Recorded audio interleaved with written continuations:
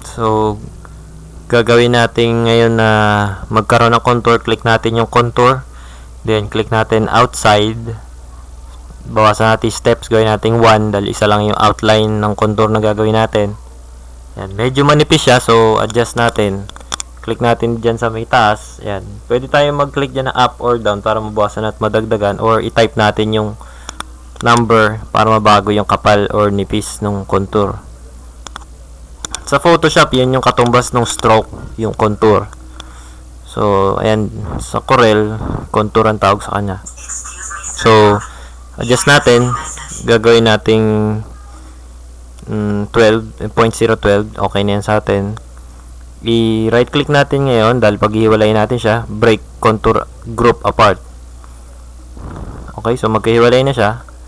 Pinaghiwalay natin para mas madaling i-edit yung contour curve. So, i-copy paste natin siya para maging doble. Yung kadoble niya gagawin nating parang shadow. So, ayan. Paste natin. Copy paste.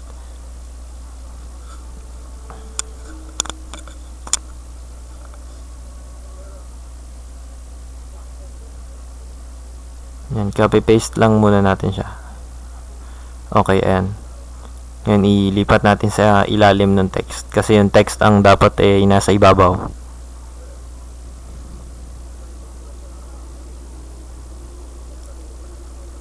Ayan, so click natin ngayon yung isang contour. At usog natin yung konti para magmukha siyang malayo dun sa isang contour. Yan yung magsisilbing shadow.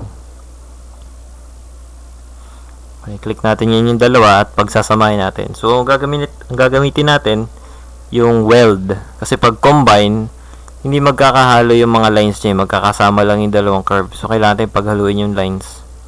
So, i-weld natin. Click natin to. Yan, weld.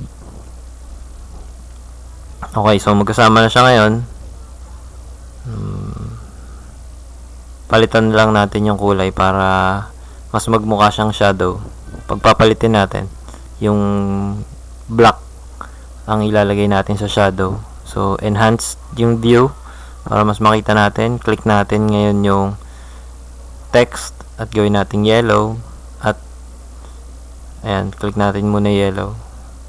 Okay, so yun naman ngayong curve or yung anino na may contour, gawin natin black. Okay, so yan. Mas mukha na siya ngayong may shadow.